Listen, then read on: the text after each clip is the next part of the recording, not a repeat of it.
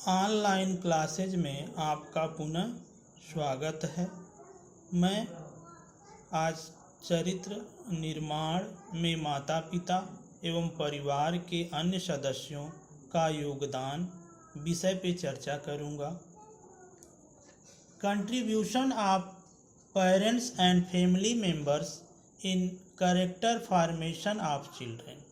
वास्तव में किसी परिवार में बच्चों के चरित्र निर्माण में उसके माता पिता एवं घर के अन्य सदस्यों के चरित्र का बहुत बड़ा योगदान होता है। परिवार के सदस्यों के जैसे व्यवहार होते हैं, जैसे विचार होते हैं, जैसे उनके आचरण होते हैं, उन्हीं को उनकी आने वाली भावी पीढ़ी स्वीकार करती है और उसी के अनुरूप अपने आप को ढालती है। कहा जाता है कि बालक को जो संस्कार मिलते हैं, प्रथम संस्कार उसे उसके घर से ही मिलते हैं। इसके लिए माता पिता का आदर्श व्यवहार होना आवश्यक है। Ideal behaviour of parents. ऐसे परिवार के बच्चे जिनके माता पिता का व्यवहार आदर्शवादी होता है, ऐसे बच्चों के चरित्र भी उच्च कोटि के होते हैं। उनके अंदर संस्कार भरे होते हैं। सकारात्मक नियंत्रण, पॉजिटिव कंट्रोलिंग।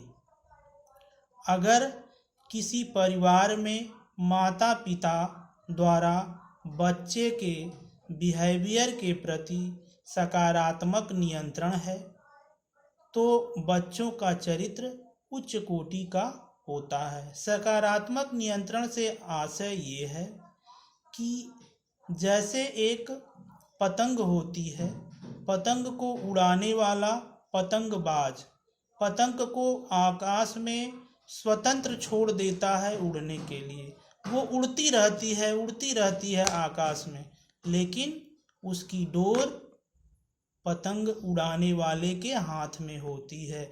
जब जैसी ज़रूरत होती है वैसे उस डोर को वो कस देता है और पतंग को गिरने से रोक देता है। पतंग अनियंत्रित होने से बच जाती है। माता पिता का भी दायित्व ये है कि बच्चों के प्रति एक पतंगबाज की तरह भूमिका का निर्वहन करें। नैतिकता का विकास, development of morality. Development of morality किसी परिवार के जो सदस्य होते हैं, बच्चों के जो माता पिता होते हैं, उनका नैतिक विकास जैसा होता है वैसे ही उनके बच्चों में भी मॉरल डेवलपमेंट होता है। उनके अंदर भी वो नैतिक भावना आती है। ईमानदारी का विकास, डेवलपमेंट ऑफ ऑनेस्टी। ईमानदारी के बारे में कहा गया है कि अगर माता पिता और घर के अन्य सदस्य हर परिस्थिति में अगर वो ईमानदार हैं तो उसका असर उनकी आने वाली पीढ़ियों पे ज़रूर होता है।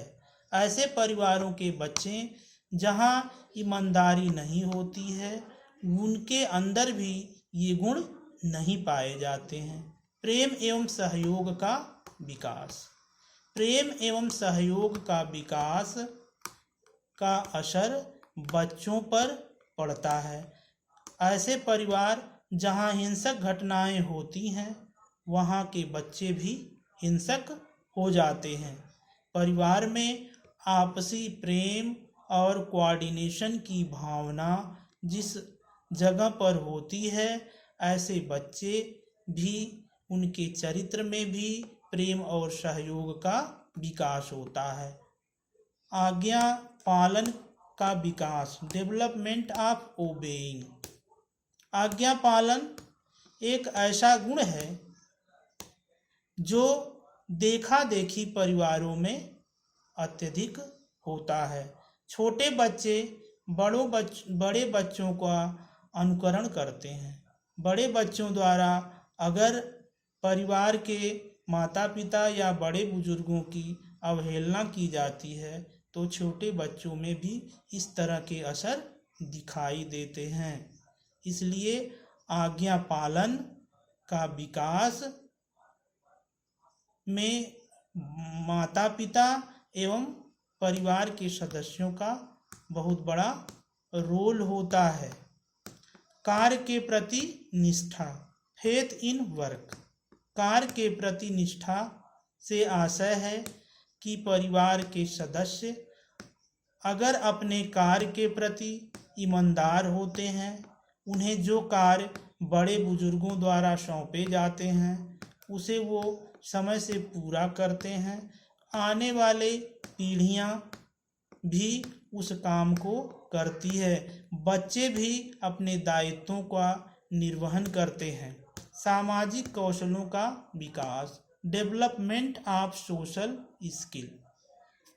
सामाजिक कौशल ऐसे कौशल हैं जो समाज के विभिन्न परिस्थितियों में विभिन्न प्रकार के जो लोग होते हैं उनकी आवश्यकताओं, उनकी ज़रूरतों, उनकी कठिनाइयों एवं उनकी समस्याओं को देखते हुए विकसित होते हैं। अगर परिवार के सदस्यों द्वारा समाज के अन्य वर्ग के सदस्यों के साथ अगर सामाजिक कौशलों को विकसित करते हुए उनकी समस्याओं के निदान के प्रति विचार किया जाता है, वो उनके निदान के लिए तत्पर रहते हैं, तो बच्चों में भी ये गुण स्वाभाविक रूप से विकसित होते हैं।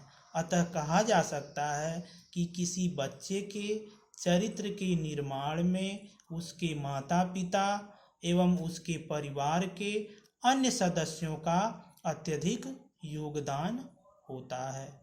चरित्र को अच्छा बनाने में कुशल शिक्षक का महत्व। वास्तव में एक कुशल शिक्षक एक कुम्हार की तरह होता है। छोटे बच्चे एक कच्ची मिट्टी की तरह होते हैं। जिस तरह एक कुम्हार मिट्टी से एक सुंदर घड़े का निर्माण करता है, उसी तरह से एक शिक्षक छोटे बच्चों में प्रारंभिक अवस्था से ही उनमें चरित्र एवं सद्गुणों का निर्माण करता है।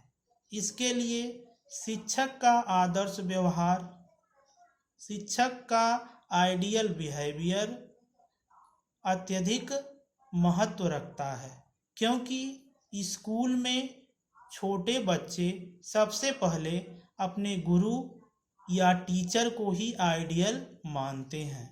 वो जिन बातों को बताते हैं, वो जैसा व्यवहार करते हैं, जैसा वो रहते हैं, जैसे उनके आचरण होते हैं, उन्हीं को बच्चे अपनाते हैं।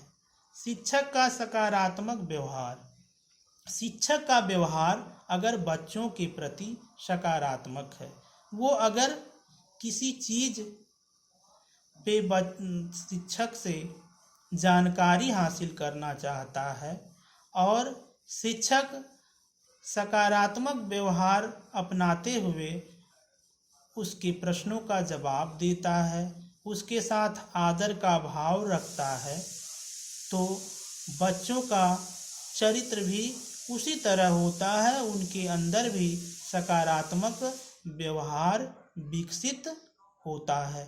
नैतिक कार्यों को प्रोत्साहन, motivation of moral activity. Moral activity किसी शिक्षक के द्वारा अगर छात्रों को कराई जाती है, उन्हें नैतिकता का पाठ पढ़ाया जाता है, उन्हें बताया जाता है कि क्या करना नैतिक दृष्टि से सही है, क्या हमें नहीं करना चाहिए, तो इसका असर बच्चों के चरित्र के निर्माण पर पड़ता है। सामूहिक गतिविधियों को प्रोत्साहन, मोटिवेशन ऑफ ग्रुप एक्टिविटी।